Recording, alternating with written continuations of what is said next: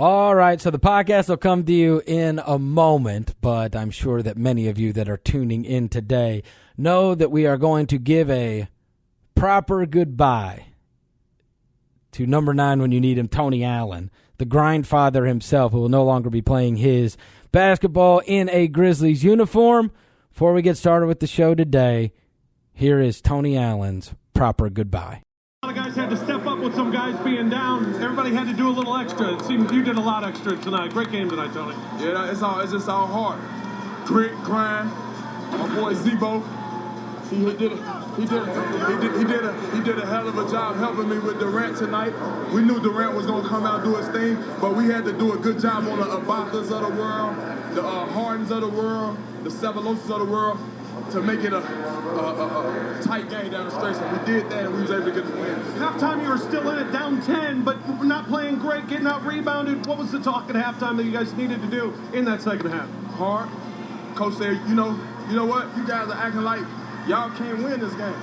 And guys took that to heart and came out second half much more aggressive, much more confident. And I got to give a big shout out to Zach Randolph. He gave himself up tonight, getting guys involved when they doubled. And it was a good win for us. They sounded like Sooner fans booing you out there, Tony. Congratulations on the great game. All right, thanks a lot. I'll be home.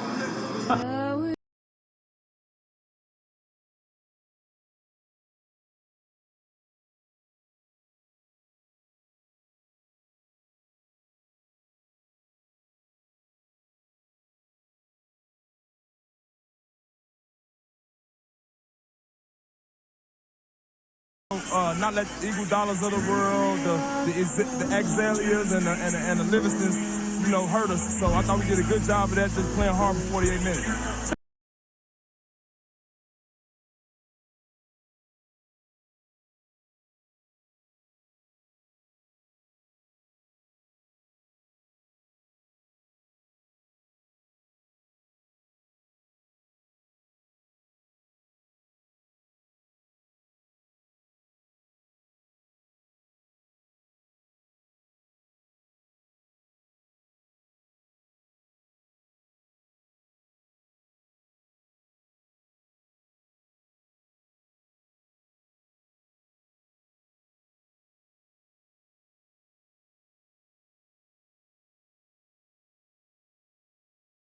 By Tony Allen, who does a little shimmy and shake on the baseline after blocking the quick shot attempt of Nick Batum. Ooh, I tell you what, that is something. There's got to be a good photograph of that one right there, because that was classic Tony Allen after a good defensive play.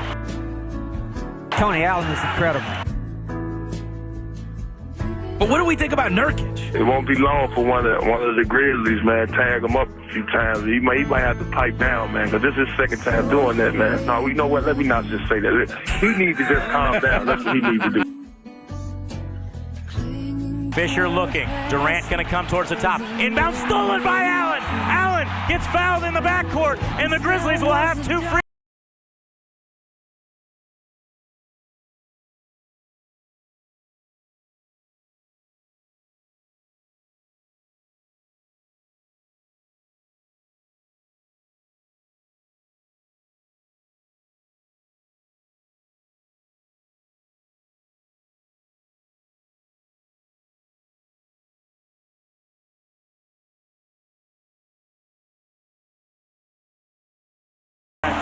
Set, bends at his knees, fires.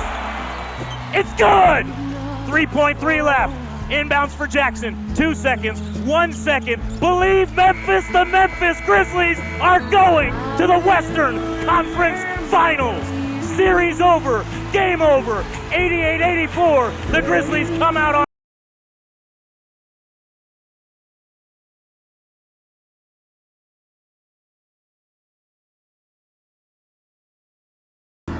Grit, grind. My boy Zebo, he did a hell of a job helping me with Durant tonight. We knew Durant was gonna come out and do his thing, but we had to do a good job on the Ibakas of the world, the Hardens of the world, the Sevaloses of the world, to make it a tight game down the stretch. And we did that, and we was able to get the win.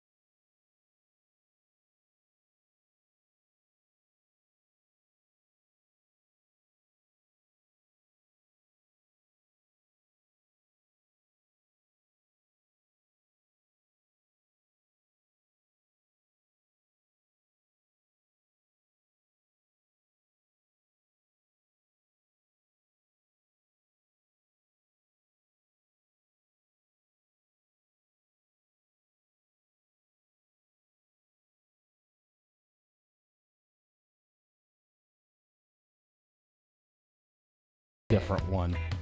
Yesterday, it was made official that Tony Allen will no longer wear a Grizzlies uniform, and in fact is going to sign a one-year deal with the New Orleans Pelicans. I knew this day was coming at some point, and now today we have to give Tony Allen the proper goodbye, as we have for so many players over the course of the last 7 years. And had to with Zach Randolph not long ago, so this has been quite the summer, to say the least. I'll give my opinion on what took place with Tony. There was a couple of NFL games. Roser is going to have his edition of NFL Notes today. But first things first, the Grindfather is going to be playing in New Orleans next year. Before I get to that, I'll welcome John Roser to the show.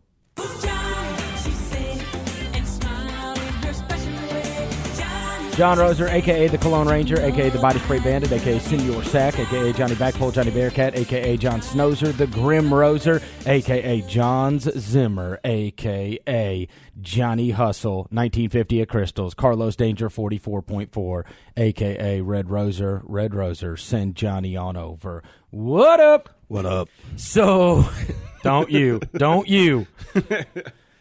I avoided the Twitter machine last night. I had, because I didn't want to see. I knew everybody's just going to be really upset because it's right when it happens. It's immediate reaction. There was always going to be a time that it took place, and I thought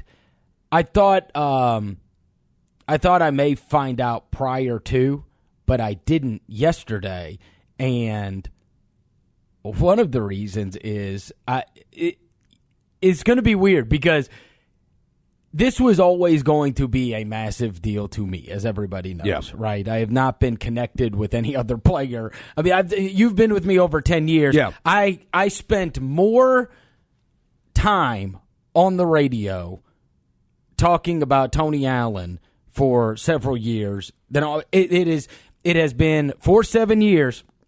Make no mistake about it. While there are jerseys and T-shirts that don his name all over arenas, while he has been a fan favorite for so many years, it was a trial all the way for 7 straight years. There was not a coach that the Grizzlies had that didn't want somebody else.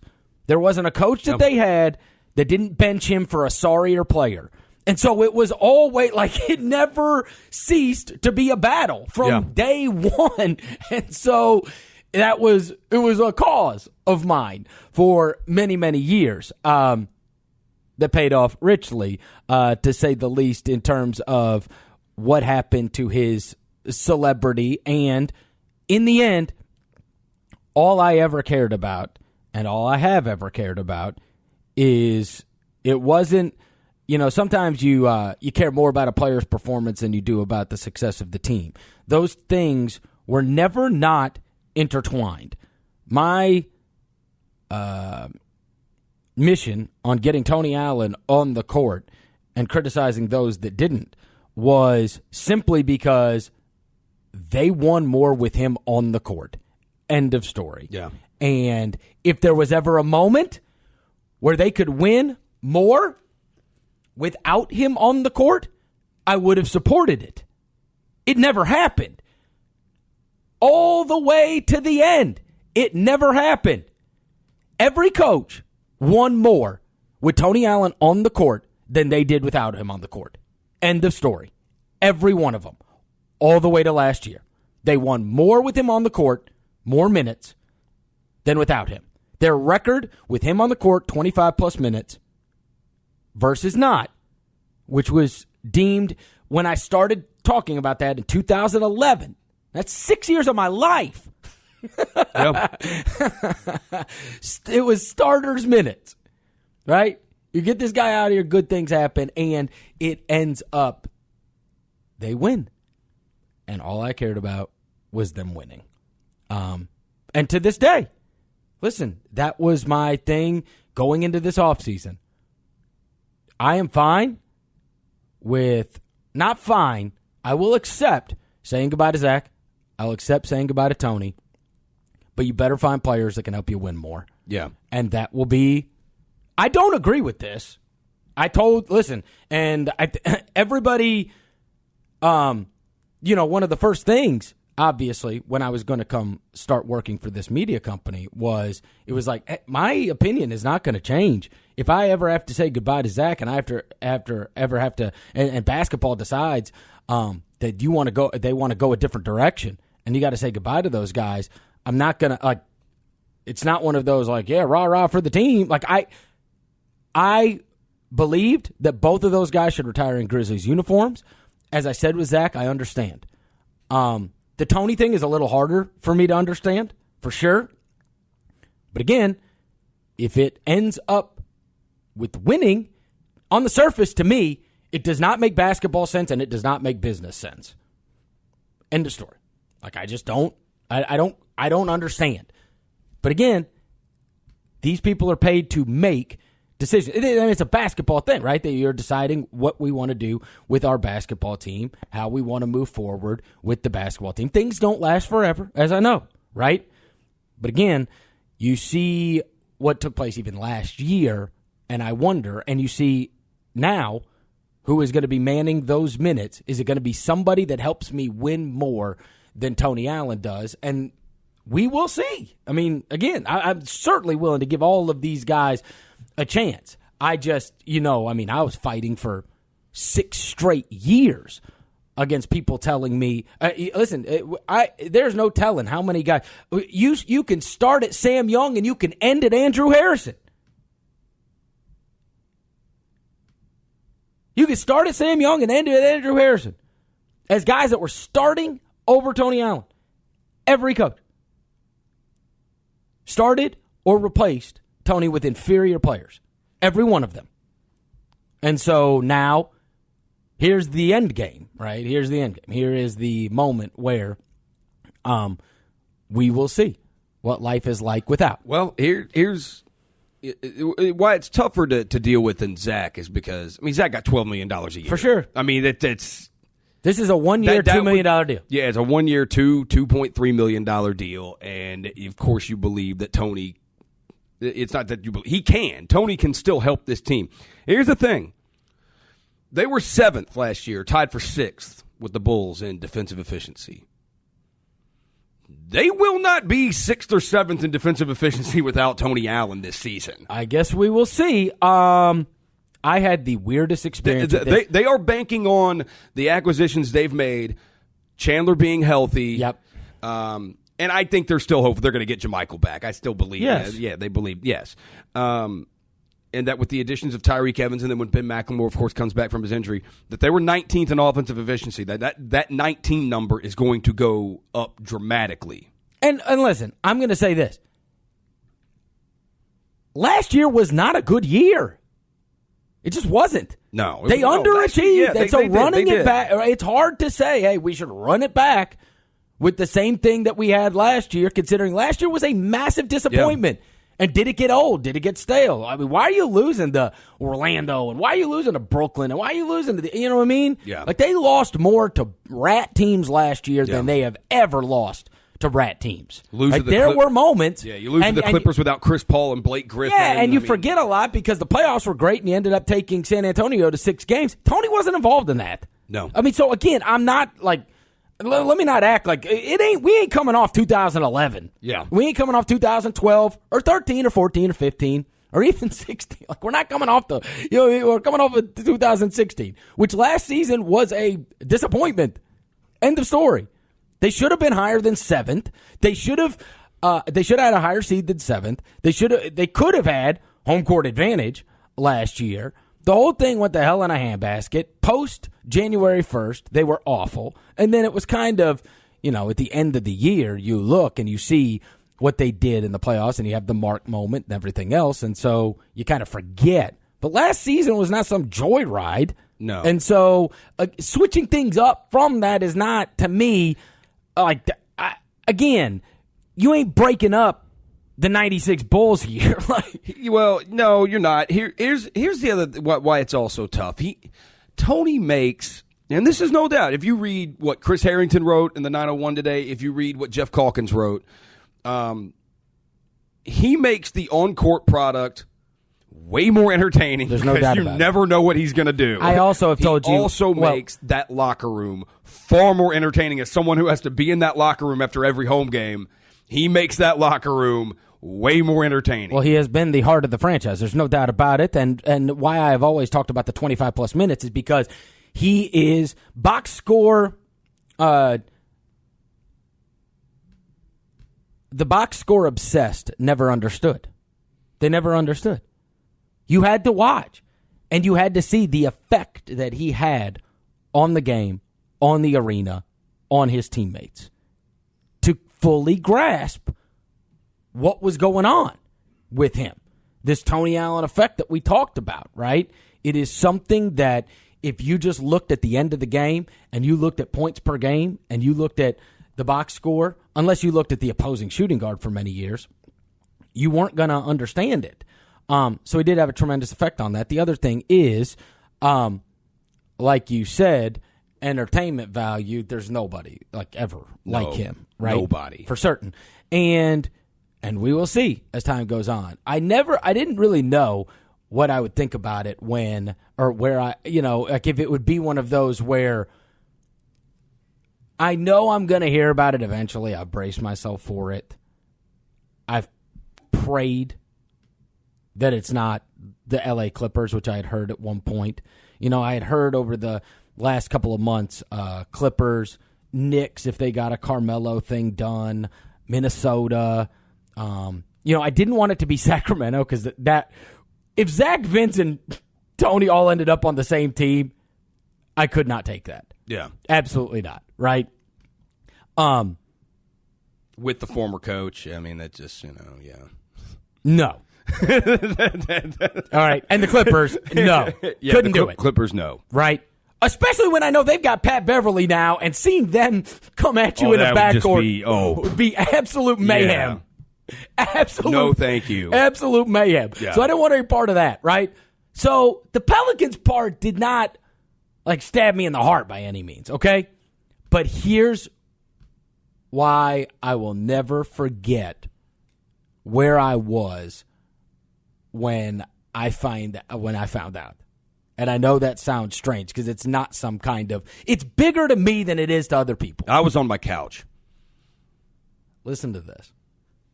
I went to the gym yesterday, and for the first time in a million years, and we don't really know each other, I ran into Lester Hudson. Former... Played at where? Central? High school great, yeah. Yeah, Central. High school great. But UT Martin. Bluff City Classic great. Yeah. The only player in college basketball history, I believe, still to this day, to ever record a quadruple-double. Yeah. Played for the Grizzlies and dropped double digits against the Lakers one night. He did. Has been playing and had an extremely successful career in China, of which he is going back in 2 weeks, he was telling me about.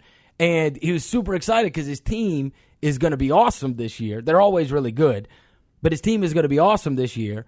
And he said, I guess there's 2 Americans on every other team, or on every team. Yeah. I think you're only allowed to have 2 Americans. Yeah. His other American, Brandon Bass. I was like, what? Oh, okay. Brandon Really? Bass playing in China. And you know what he told me? He was like, the league this year, he's like, Ty Lawson's there. Yeah. Brandon Jennings is there. Brandon Bass is there. He's like, there's a bunch of guys that have come over and are going to be playing in China. So anyways, I'm talking to Lester, and I go up to him, and I said, Lester. And he was like looking at me like I know you, but I don't, right? Like we were both looking at each other, and I'm like, hold on, is that Lester Hudson? Yeah. So I walk up to him at Lester. I said, hey, I'm Chris Vernon. I said, it's been a long time, whatever. And he was like, oh, yeah. He's like, I knew you. And he said, I swear to you, Roser, he goes, you're the one TA talks about all the time. And I was like, what? And he goes, I was at his house last time he called you. And I was like, really? and so we start talking about it. And I was like, do you know what's going on? And he's like, I hadn't talked to him in a week. And he's like, I'm not real sure, whatever. And I'm like, oh, I'm sure something will come to fruition in a little while, whatever. And so we sat there, we talked about China, we talked about all kinds of stuff for a while.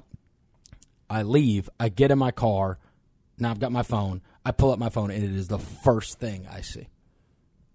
I was like, no way. And I walked right back Tony in. Allen I walked right back in, and I told Lester. Wow. I was like, you're not going to believe this. Wow. I was like, we were literally. You were just talking about it. Like 30 seconds ago. Yeah. And I walked outside, and I pulled out my phone, and Shams Charania from Yahoo had the report, and I was like, no way. No way. Yeah. And then Lester Hudson, of all things, Lester Hudson. He's been around a lot this summer. I think he's been over at FedEx Forum, and he's like practiced and played with the Grizzlies, and he's going back to China in a couple of weeks. He is also, I asked him, this was hilarious. I said, were you there for the Joe Jackson Lawson's melee? And he said, Penny made me break that up. He said, they all start going at it. And he was like, Lester. I'm like, I don't want to get in the middle of this. Listen, all these guys that have become great basketball players and have careers, right? Like Memphis is one of the special cities where guys all come home. And everybody that's like a big-time baller around Memphis, they all know each other. They all play with each other from high school all the way to the fact that if they're 10 years later and they're playing a career in China, you know what I mean? You can find them at a gym in Memphis during the summer playing amongst each other. It's good to catch up with him. I haven't seen him in years. And I will say, Joe Jackson, all the stuff that happened to him, obviously over the summer, clearly getting arrested with a gun and drugs and all that. It gets talked about because he's a former Tiger, and while Lester Hudson is not a former Tiger, that is a guy who was a great high school basketball player in this city, who has a lot of connections locally and still lives here in the offseason, who has a great story. He's never been able to stick in the NBA, but he's gotten 10-day contracts and made several thousands of dollars, and he's got himself a career in China, and he's made himself a career playing professional basketball. I think I should get him on, honestly, because that's a story that should be told. I think that's a good story that should be told. I should get him on. You know what? I'll holler at him. Because it's not all doom and gloom if you don't make the NBA. No, and so many of these kids. So funny that you say that because one of the conversations that we had, as you can imagine, was about Joe. Yeah. And and we were talking. I said, it's different than you in the sense that you were a huge high school star. And then you go and play at UT Martin, and you're just off the map. Unless you did the incredible, which you did with the quadruple-double. Your games weren't on TV, and people weren't, you're not on the radar when you're not playing big-time college basketball. You weren't called the king of Memphis. Yeah, and then, you go and you scuffle along, and you play in these different leagues, and then you end up having a career in China where you're playing over there, and obviously he makes a lot of money playing over in China and has made a great career for himself as a professional basketball player. And one of the things he mentioned to me was that the people were all worried about Joe because, much like I had in my very amateur psychology had said, I think it's hard to be a child star. And he was in this town. Yeah. I think that's true with actors. I think it's true with musicians. I think it's true with athletes. I think it is. It's one of the amazing things about LeBron James and being able to keep his head and have a great group of people around him and whatnot. And so your expectations for your whole life are something, and you are the king of Memphis, everything. And when it doesn't work out that way, how can you deal with it? And one of the things that he said to me, and I even told, he said he had sat down and he had talked to him. He said because people had said he was just getting, he was getting out there, and it changed. And he said I told that kid. He said, you don't think I sat around thinking that I should be in the NBA, that I should have had a career in the NBA, that I'm better than a lot of guys that have had careers in the NBA? He said, you cannot live your life being mad at the world. You can't. You can't do it. Yeah. And he had become, that was what the sense he had gotten, right? Which was mad at the world. And Joe's always been that kid, chip on his shoulder. Resentful of his plight in life and what this has what has happened to it all, blaming everything. And so, yeah, you're right. Lester is an amazing story. And he still hangs out with he still hangs out with Tony, right? Yeah. I mean, he said he was at his house last time he called me. And that was, I believe it was the Rudy stuff. Remember the tweet when Rudy gay? Yeah. I think that's the last time I spoke to him, I believe. Okay. Which was a couple weeks ago. Yeah. But anyway, so yeah, I'll never forget that particular instance. And then, I mean, I was crushed. End of story. Crushed. I was okay because I've been expecting it. Because clearly, I mean, like, you knew the way there's no money left. You knew if Tony was signing a deal, it was going to be a veteran minimum. And if the Grizzlies wanted him on a veteran minimum, the Grizzlies could have him on a veteran minimum. And it just came. The Grizzlies did not want him anymore. They were ready to move on from it all. And they may be right. Like you said, the season was not a great season last year. So they may be right. It's time to move on. Now, we'll just have to see if the replacements they got for him are good enough or better. Because that's what's going to matter, is if the guys they got to replace him are going to be good enough or going to be better. But and I stayed off Twitter last night because of it. I knew it was going to be quick reactions. I knew it was because I was on Twitter when Zebo signed with the Sacramento, and I saw the reaction from fans. I decided when I found out in a text message that Tony wasn't going to be back, that he'd be with New Orleans. I decided I'm not getting on Twitter because I know what this reaction is going to be.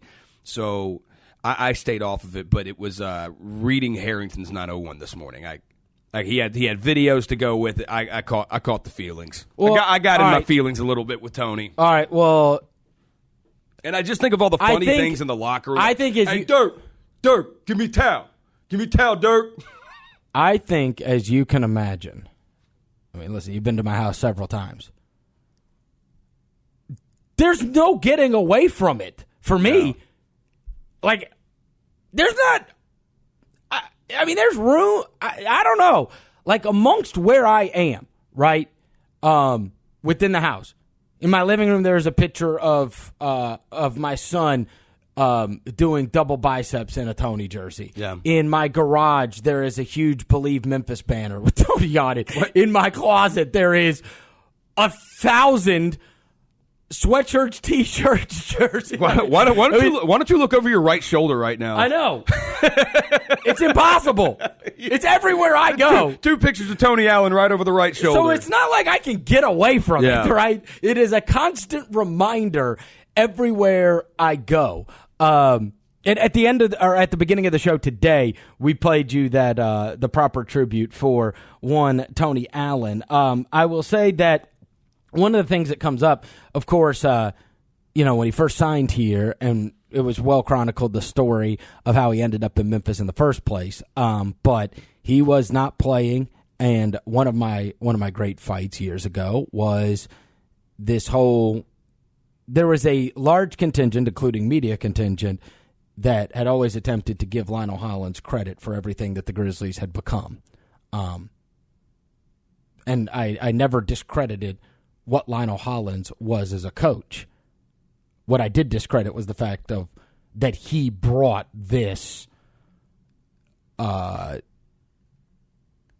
way of operating, that grit and grind, that was him. And that was never. It was always about the players, and it was most exclusively about Tony Allen. And that's when when my fight began, which was Xavier Henry.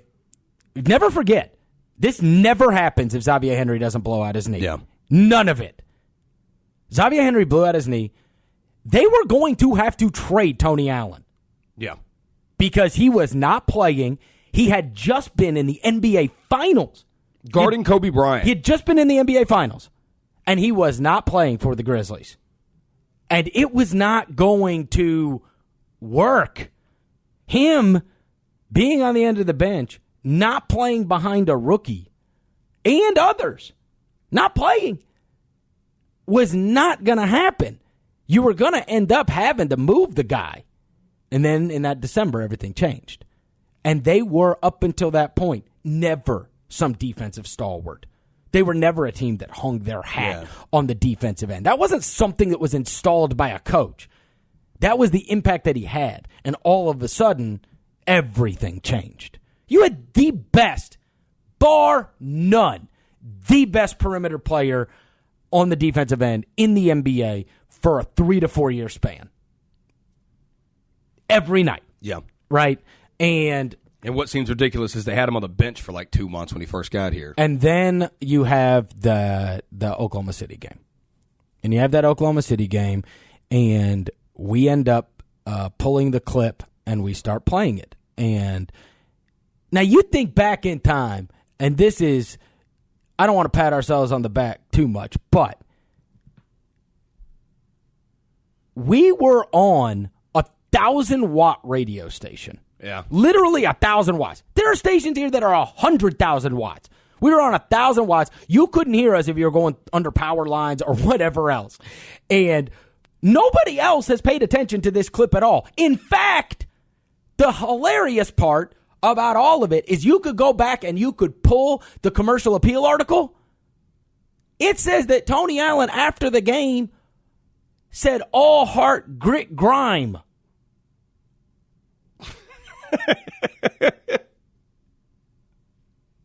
Grit, grime. Imagine how different that would have been. So we played the clip 1,000 times. We love it.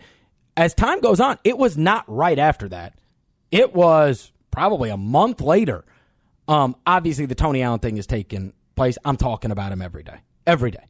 And there is no Tony Allen paraphernalia. None. You cannot find it on. You cannot find it on eBay. You can't find it on online. You can't find it anywhere. The only way you could get a Tony Allen jersey is you would have to go to NBA.com and customize it. And there wasn't even Boston stuff. Yeah. I mean, it was just weird. And so that's when, after a long time, I was like, there's got to be something for him. And I made the shirts with All Heart, Grit, Grind on them. And I had wondered many times, I did not have money at this time. And so it was I was at a point in my life where if I made these things, I had to sell these things. Yeah. End of story. You remember, you were there with me. Roser was in my house. The first batch, for anybody that's out there that's listening, that got one of the first, say, 120 shirts, we packed them, and we shipped them from my house, UPS. I went and bought all the boxes, I got all the boxes. I went and got all the postage, and because what happened with that particular situation was I bought all the shirts. I had no idea if they were going to sell, and I think I only had like maybe 50 at first. And Harrington bought one, and you and I had one, and then I sold some to people, and I was like, I hope I can just sell these, right? Yeah. And then what took place is I said, okay, I've made these. I put a blog post up on my old blog, and when I put the blog post up, that afternoon, it's all just such a wild deal. It just so happened Michael Heisley was in town, and he was in my studio, who was the owner of the Grizzlies. And I put the blog post up earlier that day, and we go on the air, and we go to a break, and my Twitter feed and my phone is blowing up like never before. And I'm like, what in the hell is going on here?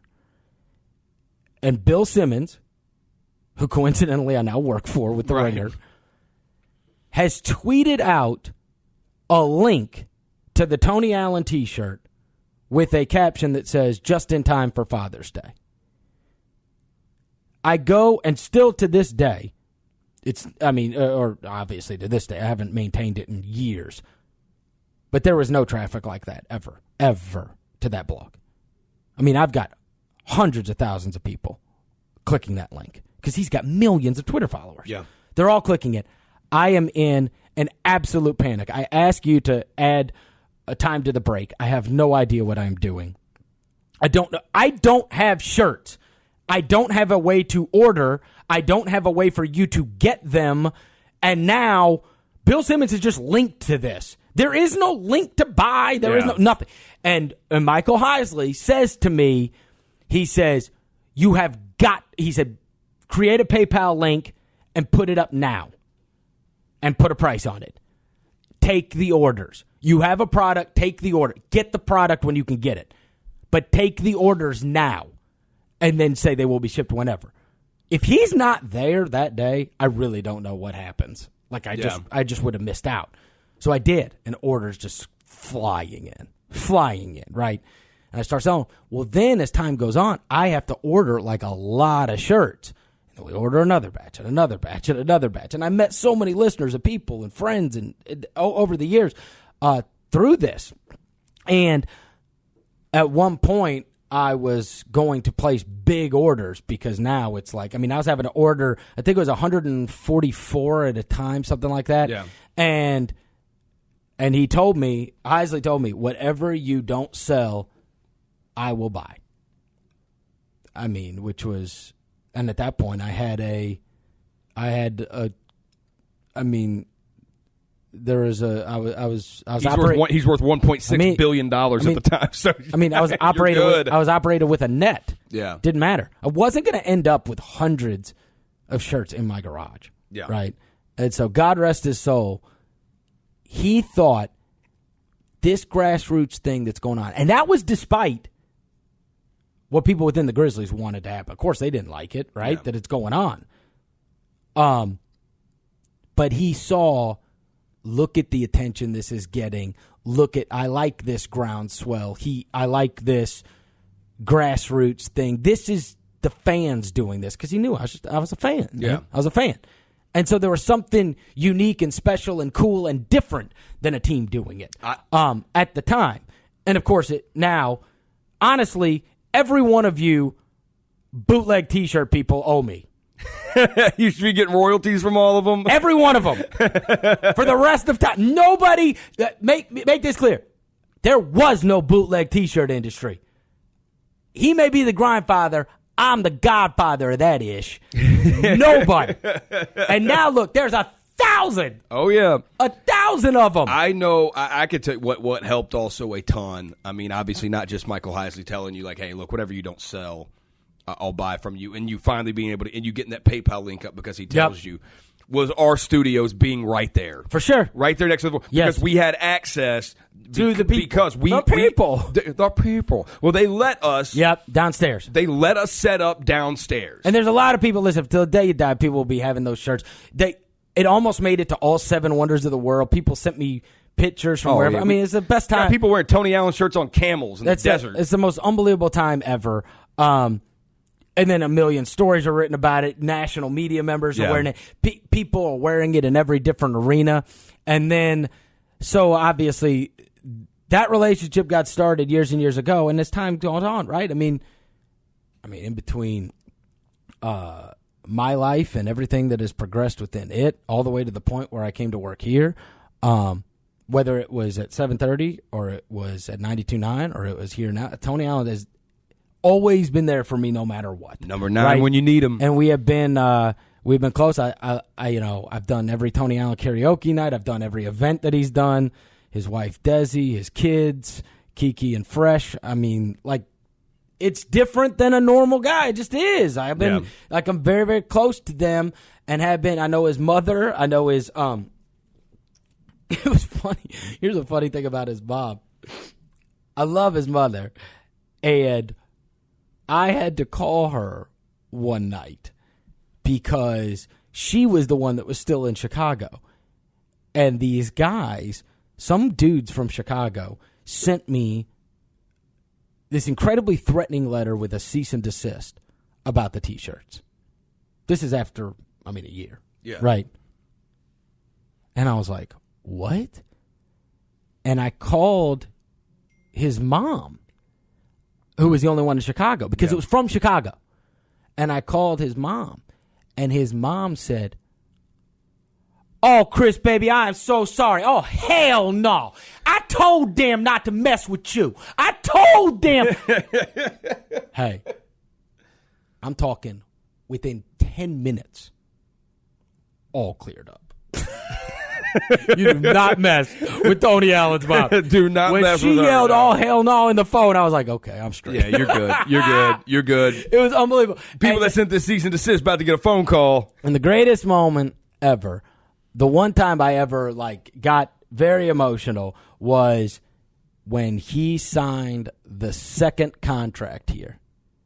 He texted me and he said, "Thank you." And he said, "You made me a star." And I said, "Nah, man. Nah, you made you a star." Yeah. Right? But, I mean, he was always super appreciative. I mean, I rode for that dude for 6 years, right? And it sucks. I don't want to see him in a different uniform. I don't. No. I don't want to see him in a different uniform. Especially in the division, too, man. I don't want it. We got to see him 4 times a year. Oh, God, and the opening night thing is a damn catastrophe. It is. It is such a catastrophe. You're trying to look, because you're trying to move on. You're trying to move on, and it's like Tony's going to be here opening. It's like, and you can't instant ignore reminder. But you can't ignore it. No, and you want to honor him from a game house perspective, right? You've got to honor him. But it's opening night, and it's the new. Here's the new thing. Yeah, it's hard to talk about the new thing when the old thing's standing right in front of you. Right in front of you, yeah. You know what I mean? Especially if he comes out like man on fire and has freaking 12 points and 6 rebounds and 4 steals. Well, you know, and that's the thing. He ain't got to score there at all. No. Playing with Boogie and Anthony Davis and Drew Holiday? You don't have to do anything but defend. That's the thing about their defensive backcourt, too, with Holiday and him. I mean, that could be a really good defensive backcourt. I don't want to talk about it. I don't want to either. Oh, well. I will say, here's my favorite Tony Allen moment, because I know everybody knows the on-court stuff, but the locker room sometimes is where you really get to see really funny Tony Allen things. Yep. You know, whether him just yelling at the equipment, dirt, just all the time. Yep. Nonstop.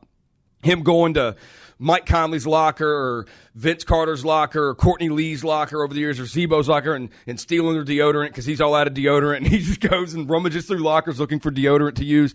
But there was one Sunday they happened to be playing the Pelicans. Sunday afternoon game, and it was just a boring game. I mean, the Pelicans ended up winning like 87-82. Like, it was just a boring game.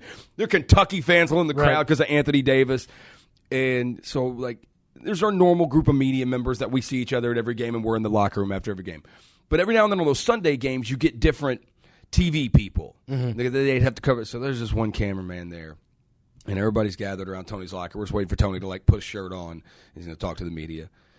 And Tony just turns around and looks right at this cameraman who, like, it's the first time I've seen him there all season.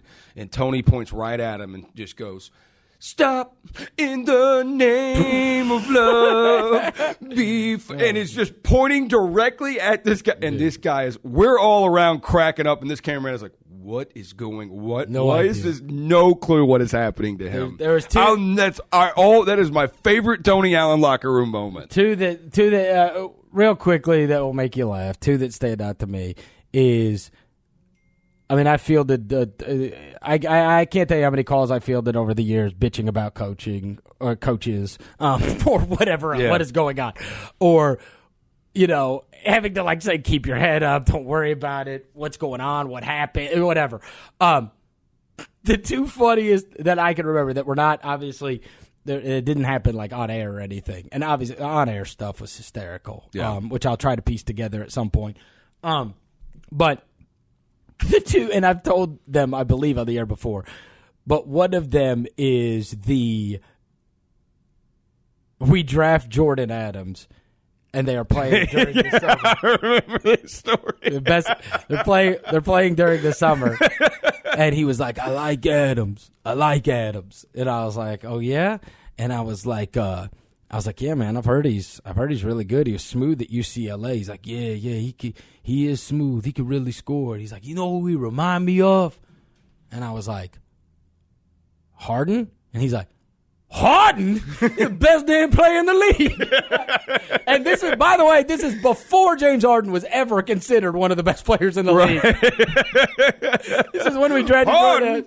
He said, and the other one, which earmuffs if you've got kids around, because I'm just going to say it.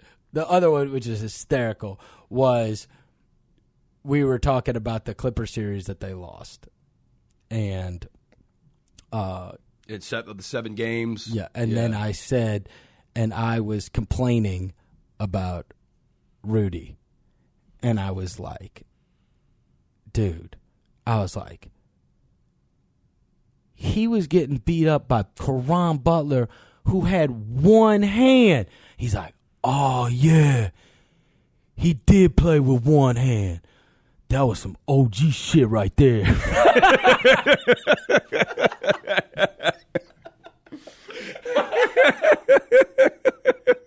at that. Couldn't handle it. I'm going to miss this guy, man. I am going to miss this guy. New Orleans is blessed to be able to. They are. Certain. All right. Let me remind you of a couple things that are going on. Power packs. Hey. Might include the opener. Go see Tony Allen. Power up with the Grizzlies. They got a 6, 12, and a 22-game pack. You can guarantee your seats to the best matchups and giveaways, including Kevin Durant, Steph Curry, the Warriors, LeBron James and the Cavs, and more. Plus, if you get any of those packs, you'll receive your choice of a Marc Gasol or Mike Conley 8-bit styled T-shirt. 888-HOOP or visit Grizzlies.com to purchase your seats today. All right, we got to take a quick break. We'll come back with Roser's NFL notes.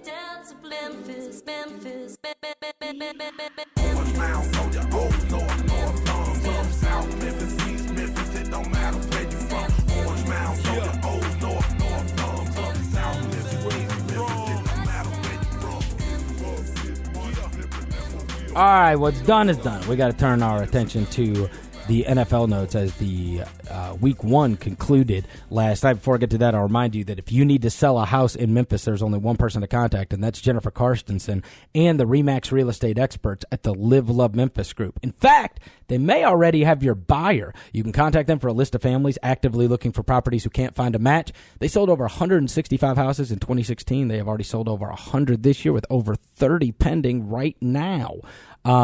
They sell houses quickly for the most money possible. So if you know you're going to need to sell a house in the future, if you need to now, if you've had a sign in your yard way too long, you want a good real estate agent, get with Jennifer Karstensen, official realtor of the Memphis Grizzlies. She is the best of the best. You can find them at livelovememphishomes.com, livelovememphishomes.com. All right, week number 1 concluded last night. We saw the Chargers had a chance to tie it up there at the end. Amazingly, Chargers going to charge her. Well, and two things. One is we started off the NFL week by Alex Smith being amazing. We ended the NFL week with Sam Bradford being amazing. You figure it out. Yeah, I know. By the way, Stephon Diggs is friggin' amazing. Yeah, he is. He's awesome. Absolutely awesome. He is awesome. I heard like Mike and Mike this morning are talking about this. And Greenberg's like, Stephon Diggs is just not a well-known receiver, but he's a good receiver. I'm like, Stephon Diggs is awesome. He is awesome. He is awesome. Yeah, but he was a late pick. You know what? But he was good last year. Stephon Diggs has been good for a couple years now. All right, let me tell you something about Stephon Diggs. This is very funny. So Stephon Diggs he's related to Tay. No, he is not. Not that I know of. Huh? They might be. Maybe. So this is a weird deal. The reason I know Stephon Diggs and that I am more aware of Stephon Diggs than I think I should be or normal people would be, sports fans, in fact, was because, and you can attest to this, there was a guy that I had at one point a Connecticut football sweatshirt in which I wore a lot. And I bought that sweatshirt in honor of Randy Edsall, who is an absolute covering machine at the University of Connecticut. So imagine who rode all the way to their extreme demise. When he played in Maryland, yeah. So I, unfortunately... You know about Stephon Diggs. Many times watched Maryland. By the way, Randy Edsall did not cover at Maryland. Like ever. we know he got fired. And I lost my ass, but when I didn't, you know why? Stephon Diggs. That was it. That was it. That's the only reason. I've been loving Stephon Diggs for years. I love that dude. I've been loving Stephon Diggs since he was at Maryland. I really have. Because I was like, dude, he's good. Every year I thought Randy Edsall was going to get it turned around. This is it, finally. Yeah. He finally, this guy won at UConn. He's going to win. Just a matter of time. Nope. Now he's back at UConn. I tell you this, you would turn on those games and you'd see him, and it was like, okay, here's one dude, and he's just way better than the other 21 that are on the field. Why don't they just give the ball to that guy every time? Every time. Randy Edsel might have covered more. They just gave him the ball every time. So I've been knowing about Stephon Diggs for years. He had injuries in college, though. And trust me, that's when it got worse. Probably what Randy Edsel blames his demise on. Stephon Diggs getting injured. Yeah. Well, when he got injured, there were years. I swear to God, there was a year where he played a linebacker at quarterback. Do you remember that? No. Yes. I did not keep up with Maryland. Like linebackers, running backs, walk-ons. He was down to his fourth and fifth string, to the point where he was playing position players at quarterback. That's how bad it got during his tenure there. It's pretty rough. That's pretty rough. It was a disaster. Yeah, that's rough. If Stephon Diggs would have played at any place with a quarterback, the guy would have been like maybe one of the greatest college receivers ever. Probably. The guy's awesome. Yeah. Anyway, you figure it out. You know, we talk about the crappy quarterbacks in the NFL, and we talk about how uninspiring it is in many cases to watch these teams. We at least have to hold off on the Sam Bradford and Alex Smith slander. And not to mention that freaking Jared Goff might have been the third best quarterback of the week, too. I mean, whatever. Whatever, indeed. Whatever, indeed. It's just 1 week. All right. For the first time, with a regular season edition, it's time for Roser's NFL Notes. What up? What up? What up? What up? What up? What up? What up? What up? All right, what we got? All right, Trevor Siemian had his first career rushing touchdown last night. Who was the last Broncos quarterback to have a rushing touchdown? The last Broncos quarterback to have a rushing touchdown. Broncos quarterback to have a rushing touchdown. Tim Tebow. No. Oh, I thought it was going to be a trick because you wanted to bring Tebow up. No. I do like Tim Tebow, though. But no. Brock Osweiler. It was Brock Osweiler. He's 6'8". We started. In Week 15 of 2015. All right. You just mentioned Sam Bradford. Sam Bradford became the second Vikings quarterback in franchise history to throw for 300 yards, 3 touchdowns, and have an 80% completion percentage in a game. Who was the other? In the first game of the season? No. Oh. Just in a game. In franchise history. 300 yards, 3 touchdowns, complete 80% of your passes. That's the 303. 80% completion percentage is the tougher part. It's tough because but I mean, all of those years with Moss and Carter. Cunningham. No. Brad Johnson. No. Todd Bauman. No. Moss and Carter had Cunningham, Johnson, Todd Bauman started there. Did one of the Detmer. It's not Teddy Bridgewater. You're going to trick me, and it's going to be like the last guy. It is not Teddy Bridgewater. The Vikings quarterback, 300 yards, 3 touchdowns, a completion percentage of 80%. Sam Bradford became the second Vikings quarterback to ever do that. I would have thought Cunningham is his MVP year when he was like 40 years old. Or Johnson, who was like crazy accurate, right? Johnson was accurate. He was. But no, it was not him. Vikings quarterback. Fran Tarkenton. Not Fran Tarkenton. That would have been like my first guess. Him or Cunningham. Brett Favre. It was Brett Favre. In 2009, Brett Favre. I was trying to think. I was trying to think who has been a. It's tough to remember Brett Favre. Yep. But I mean, they made the NFC Championship game. They just lost to the Saints. I was trying to go back in time over the last decade. Who was the quarterback before this, and. But there were more 100-yard rushing games from rookies. That was a good guess, by the way. Than veterans. Well, I mean, it took you like 5 guesses. Stop. It's not like you got it like right away. Yeah, but I mean, even remembering the Brett Favre. Brett Favre playing for the Vikings is yeah. I mean, you remember more for the Jets just because he was sending wiener picks. I know. There were more 100-yard rushing games from rookies. 3 of them: Kareem Hunt, Leonard Fournette, and Dalvin Cook in Week 1 than veterans. 2: LaShawn McCoy and Ezekiel Elliott. Wow. And if you want to call Ezekiel Elliott a veteran, he's only in his second year. Right? Only in his second year in the league. Where else do we want to go to now? How about this? I thought this was crazy. Adrian Peterson is the first player to face a team for which he won the NFL MVP award for in his first game after leaving that team.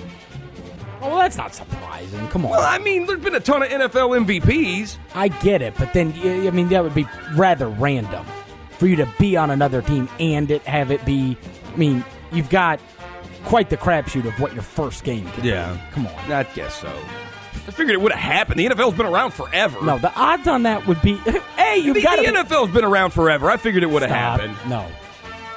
The first Whatever. game? Yes. That's stupid. You're dumb. Since the start of last season, the Lions have trailed in the fourth quarter 16 times. They are 9-7 in those games. Look at him. Yeah. Never give up. Clutch Stafford. Well, he's also down, by the way. He's also losing at that time.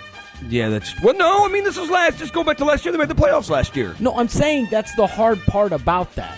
Yeah, as they're losing. But he does come back, though. Hey, you know what ran through my mind? I mean, they scored 20 points in the fourth quarter the other day against the Cardinals? You know what ran through my mind with watching it the other day?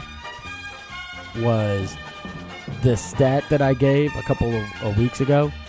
Remember maybe you gave it. They scored 20 points in the fourth quarter. No, you gave that the ridiculous stat. Yeah. 5-45 or whatever it was. Against teams that finish with a winning record.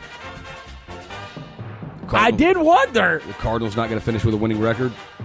Carson Palmer looked horrible. Well, their other thing is, too, David Johnson's hurt, and he's not going to play next week. The other thing is, I don't know if you noticed, but the kid that, or not kid now, he's a veteran, but the guy that they lost to the Jags, Calais Campbell. Yeah. He was amazing. He was amazing for the Jaguars. Yeah, they might miss him in Arizona. Yeah, they could miss him. Might miss him. Jags defense is really, really good now. Just Tom Savage and Deshaun Watson. So. No, but him and the kid Fowler. Yeah. That they took from Florida a couple years ago. He got injured, didn't he? His first season. And they got he missed his first year. They got Ramsey. Jalen They Ramsey. suck so bad. Have you noticed this? Not surprising if they've got some blue chip players. Jalen Ramsey is opinionated. Yeah. You see a lot of stuff about him. Like, he's like, with the preseason, it's like Jalen Ramsey wants Blake Bortles benched or something. I mean, he just care. Jalen Ramsey will pop off at the mouth. Shut up. Since the merger, here you go, you'll like this. Since the merger, Dak Prescott's 4 interceptions are the fewest through a quarterback's first 17 career games. Damn right. With a minimum of 300 passing attempts. Damn right it is. Ezekiel Elliott had 100 rushing yards for the 8th time since the start of last season. That is tied with who for the most in the NFL over that span? Oh, God. 8th 100 rushing yard game. The kid at Arizona? No. Johnson? Not David Johnson. Oh. McCoy? It is LaShawn McCoy. They run the ball a lot. They do. David Johnson gets, like him and Le'Veon Bell, they catch a ton out of the backfield. They're more as like yards from scrimmage, all purpose and everything. Jason Witten, how about this? No, you saw this. Jason Witten, future Hall of Famer, passed Michael Irvin for the most career receiving yards in Cowboys history. He is also in the top 10 in NFL history, I believe now. Yeah. And I'm going to flip the tables on you. I was talking to my dad about this the other night when the game was on. I saw, I believe on Twitter.com, during the course of that game, a stat. I am a diehard Cowboys fan for my entire life. Mm-hmm. I would tell you that I was in shocked disbelief when I read this. By far and away, when you talk about completion, the guys that have attempted passes to Jason Witten over the course of his career. Oh, no, hold on. There's like 17. Right. And there's 17, and like they even include like Marion Barber. Right. Like, I mean, seriously. Yeah. Okay, like on some kind of like a pitch out or something. pass. Yes. Yeah. Okay. So there are 17 guys that have attempted passes over the course of his career. And then in terms of completions, right, because you just said he broke that record. By far and away, I mean, it's not even close. Not even close. It's wrong. More than that. Okay? Yeah. Who is second? I am telling you, Roser, I would never have gotten it. Chad Hutchison. No. Drew Henne. No. Quincy Carter. Henson. Henson. Henny. Henne, whatever. Same thing. Chad Henne, Drew Henson, who gets a grab. Whatever. They both suck the end. Quincy Carter. No. Ryan Leaf. No. Drew Bledsoe. No. Running out of Cowboys quarterbacks. I know. Listen, I run out. there have been way more. Kellen Moore. And he has been in the league forever. No, I'm saying Witten has. Yeah, no, So, I mean, you gotta Witten's go been back. around a lot. I know. That's what. Through sorry years. I mean, you got to go through a lot of 8 and 8s. Yeah. Figure out, right? Like, and guys getting injured. And Man, guys I in. used to give you so much crap for the Cowboys going 8-8. What I wouldn't care. What I wouldn't give for an 8-8 49ers season. Next thing. I mean, like, you're just looking down the list and you're like, Stephen McGee. Like, I wouldn't have gotten that one. I could not. I'm telling you, Romo's first, far and away. Now, at the end of this year, Dak will be second. Okay? Okay. He will be.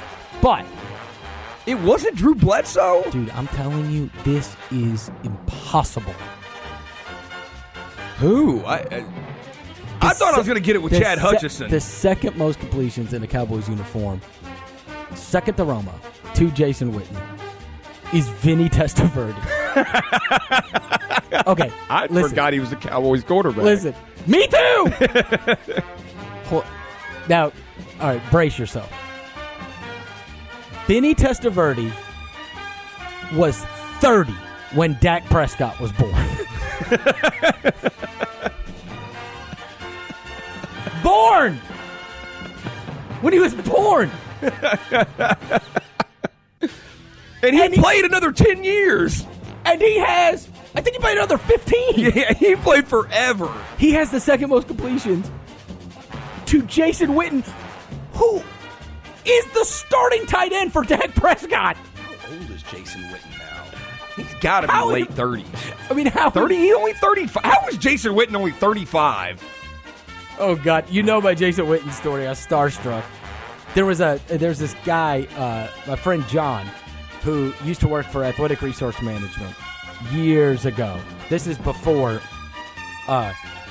Jimmy Sexton and them all joined up with CAA, which is the biggest sports agency in the world.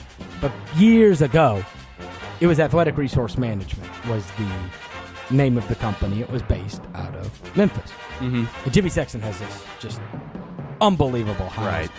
Pool in the back, monstrous pool house. I mean, so it's perfect setup for a wedding, right? So my friend John, who's working there, has his wedding at Jimmy's house, of which I get invited. This is probably 10 years ago. I don't know. So I get invited to this wedding at his house. And what's the guy's name? He was the running back at Oklahoma. He's on CBS. Spencer Tillman. He did the invocation, the prayer and stuff. Right. And because it was a sports agency, there's all kinds of people there. And since the beginning of time, they have represented Jason Witten. And so, of course, I'm like, oh my God. Big Cowboys There's people fan. there, guys I know. I had guys I'd run into over the years. There were guys like, Matt Cain was there. Yeah, Matt Cain. Phillip Rivers, who I had known because of, through that. And he had used to come on the show a bunch, and I had gone and he had gotten me tickets in Nashville when they had played the Titans his second or third year and all that stuff. So I knew Phillip, but Jason Witten's there. And so I'm walking outside, and I'm walking up, and this. So there's another guy there who played on the '98 team, who I knew. He was a fullback, Will Bartholomew, and Will Bartholomew was in Memphis and had started. He with Peyton Manning, an investor, and a bunch of other guys. That started that. You remember that D1 athletics was a training center. Mm-hmm. So I knew Will because of D1. So Will and some of the other Tennessee guys are all standing by each other, right? So I'm walking up, right, and there's Jason Witten. And Jason Witten's wife comes up to me. She walks up to me and gives me this huge hug. She's like, "Hey, how have you been?" And I was like, who you think I am. And she's like, how have you been? She's like, where's Julie? And she looked at what is my girlfriend at the time. She's like, should I not say anything, whatever? And I was like, I have no idea what you are talking about. And she's like, you didn't go to tennis. And I'm like, I'm not who you think I am. And it was all just incredibly humiliating because at this moment I'm about, like, it was a nice icebreaker because then I could, like, meet them. Yeah. But it became extremely awkward because Jason Witten's wife thinks I'm one of her friends from college. Or that she thinks that I have gone out with her friend Julie or something. Like, I'm her. It was all very, very weird. And I'm there, clearly not there with Julie, and I'm not there with who you think I am. And then I'm like, okay, this is now very awkward. All I wanted to do was meet Jason Witten. Talk to him. You got to meet him and talk to him, though? Confess my love for him. That's all I wanted to do. And now look. You're the only thing that keeps me watching Cowboys games on Sunday. I know, this is a damn disaster. Because otherwise, just go watch Vinny Testaverde. I don't even know who the hell. I don't even know who the hell Julie is.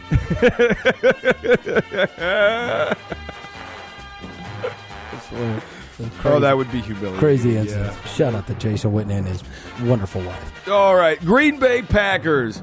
Jordy Nelson became the fourth Packers player to reach 500 career receptions. Who are the other three? Fourth? The fourth Packers player to reach 500 career receptions. All right. Sterling Sharp. Sterling Sharp. Antonio Freeman. No. Oh, shut up. Antonio Freeman did not. 500? 500 receptions. Okay. It better not be like somebody like a Don Hudson or something from like forever ago. Okay. So they didn't throw the ball enough then. All right. Antonio Freeman. Mm-hmm. Oh, Donald Driver. No, it's not. Yeah, it's not Antonio Freeman. Sterling Sharp, Donald Driver. Yeah. Donald Driver's got the most. Donald Driver's like over 700 receptions. Donald Driver. So the last guy is a Hall of Famer. Is in the Hall of Fame. He's in the Hall of Fame? In the Hall of Fame. Oh, I was going to say, God, I was trying to think who Favre threw. He played a while ago. Andre Rison? No. Who else did Favre throw? Mark Chmura? You hear this guy on the radio, actually, as an analyst. I do? He calls games for Westwood One. Or he used to. James Lofton? James Lofton. Yeah. I do not think of him as a Packer. I don't either. All right, then give me the fourth. That's it. Oh. Jordy Nelson's the fourth. Oh, okay. Yeah, Jordy Nelson became the fourth. All right. How about this? Jared Goff. Actually, no, I'll give you another Packers one. Sunday was just the second time an Aaron Rodgers-led Packers team went scoreless in the first half at Lambeau Field. Wow. The last time was 2010 against the Chicago Bears. That's just the second time that Aaron Rodgers has been starting quarterback of the Green Bay Packers, that they have been held scoreless in the first half at Lambeau Field. All right, got a couple more here for you. Jared Goff threw for 306 yards on Sunday. He still looks like Troy Murphy. Who was the last Rams quarterback to throw for 300 yards in a season-opening win? So I'm going to guess that you're going to say it's not, like the obvious would be Warner. It is Kurt Warner. Oh. In 2001. Oh, I was going to say it was going to be a Bolger just because Warner would be obvious. That was 16 years ago since they had a quarterback throw for 300 yards in a season-opening win. 16 years ago. Well, I mean, your only other shot would be Bolger. Hey, listen to this. People kind of like crap on St. Louis. Obviously, listen, you've lost an NFL team twice. Right. The first time was messed up because that was the whole Bill Bidwell thing, and he moved him to Arizona. This last time, it's like, bad sport, you don't support the NFL. How can you not support the NFL? They didn't. Clearly, it all came to fruition because they didn't. The Edward Jones Dome it was bad the day it opened. Yeah. Literally, like, it's one thing I say always about Memphis, which is great, is the FedEx Forum is amazing today. It was amazing the day it opened. It's amazing today. AutoZone Park, amazing the day it opened. Amazing today. Edward Jones Dome was horrible the second it opened. Mm-hmm. Okay? But beyond that, okay, I hated that place. I hated that they were in. Being in a dome in St. Louis is stupid anyway. Yeah. All right? But, and people do not realize this, They haven't had a winning team in 13 years, Rosie. Yeah. 13. No, I look. So when you say 16, it's honestly not that surprising because they have sucked for 13 years. Like, there is no town, none, that will support a dude, and especially in the NFL, it is impossible to be bad for that long. Because when you suck, you get good picks. Yeah. Well, I mean, the Cleveland Browns have been crappy for that long, but I get it. Oh, God, that stat. But Roethlisberger, Bro, you only play there once a year. he's got more wins there than any other Cleveland Browns quarterback since 1999. It's not even like the NBA where he played twice. And he is not the beacon of health. No. So how many has he missed? Yeah, because Roethlisberger's been in the league since, 2002 or whatever, 2001? Okay, so how many Browns games could he have missed, right? Clearly some, because he's lost big chunks of season. And you only have one chance a year to go there. When you only play one game a year there, and he has had more wins in Cleveland Stadium than any Browns quarterback. Since 1999, yeah. I mean, that is a bridge jumper. That's fold the franchise up. That is fold the franchise. I mean, at that point, you just got to focus on LeBron's title, and the Indians have won like 11 in a row. Here we go. Andy Dalton recorded an adjusted QBR of 0.6 on Sunday. Damn it. Yeah, not 6.0, 0.6. That's the worst qualifying single-game QBR since Peyton Manning against the Chiefs in Week 10 of 2015. I had a buddy who had big money on the Bengals and wasn't able to watch the game, so unfortunately, I was trying to keep up with it and tell him what was going on. Yeah. This is not like, hey, I had a buddy, it was really me. Like, no, I mean, I really did. And at one point, I remember texting him, like, oh, my God, Dalton just threw another red zone pick. That's now 3 picks and a fumble. I'm like, you have A.J. Green and Tyler Eifert. Yeah. This is not that hard. And Bernard out of the back. Like, this is.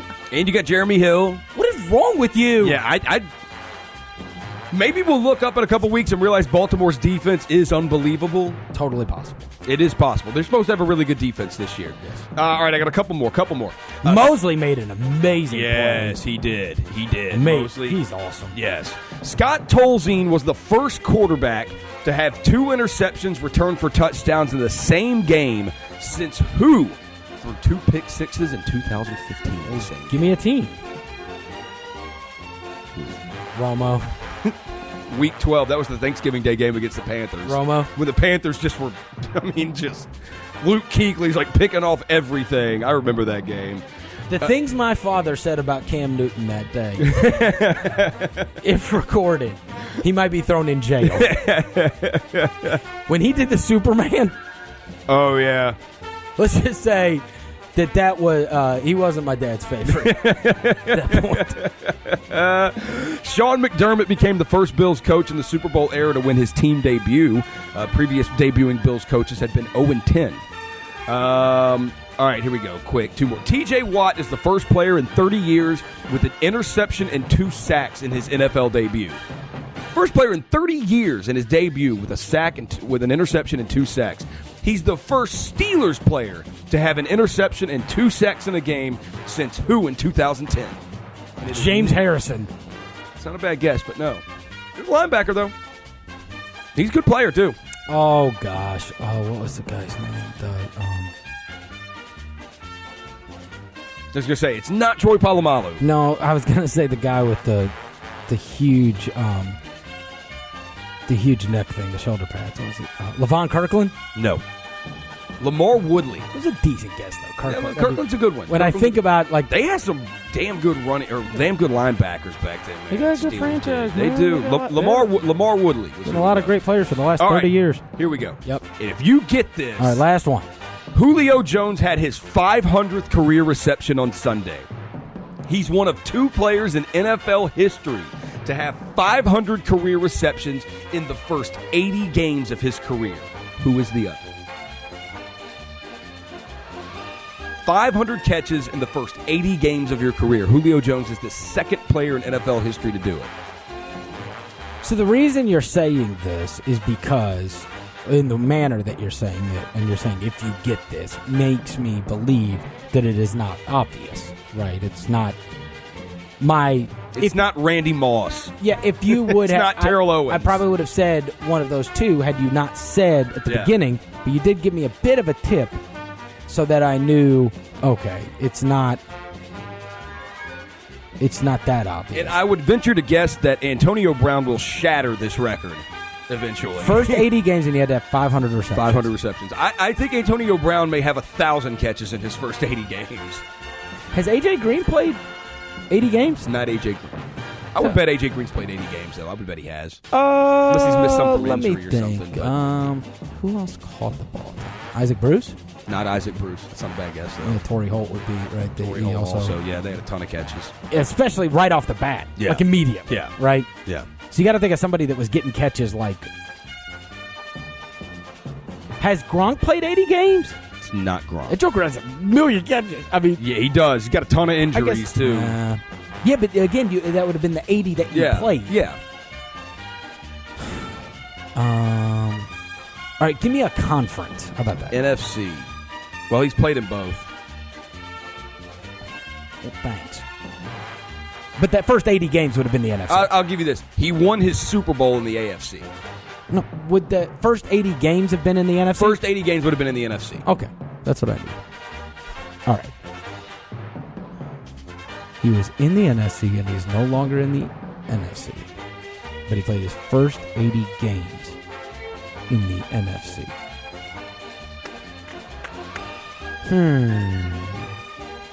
I'm trying to run through the... I'm trying to run through them through my head. All the divisions and all the teams.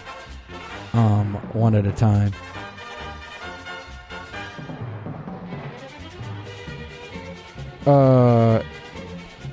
Anquan Bolden? It is Anquan Bolden. How about that? Anquan Bolden. How about that? Telling you, he won his Super Bowl with the AFC helps a little bit on that one because he got a Super Bowl with the Ravens. How about that? Yeah, Anquan Bolden. Rich homie Anquan. Rich homie Anquan. That was your... That was my fantasy football team name. Do you know for 3 years running and this is appropriate to say this at the very end of this show today, for 3 years running my fantasy baseball team was named the Ibacas of the world. True story. Well, hey, you know what? Which made as much sense as him saying it. And Anquan Bolden has retired, but after this year, I can bring back fantasy football, and I could be Rich Homie Saquon for Saquon Barkley. I can do Rich Homie Saquon. There you go. All right. Hey, for anybody out there that's got kids, or if you're just super weird and want to go to Disney on Ice by yourself, Disney on Ice. Dream Big is bringing the empowering tales of 8 Disney princesses to FedEx Forum Friday, October 6th through Sunday, October 8th for 7 performances of artistic skating and acrobats. Tickets go on sale to the general public on Tuesday, August 29th. So that means they're already on sale. I'm late. Ticketmaster.com, FedEx Forum box office, or call 800-745-3000. Stop laughing. It's going to do it for today's show. Thanks for listening. We'll talk to you tomorrow.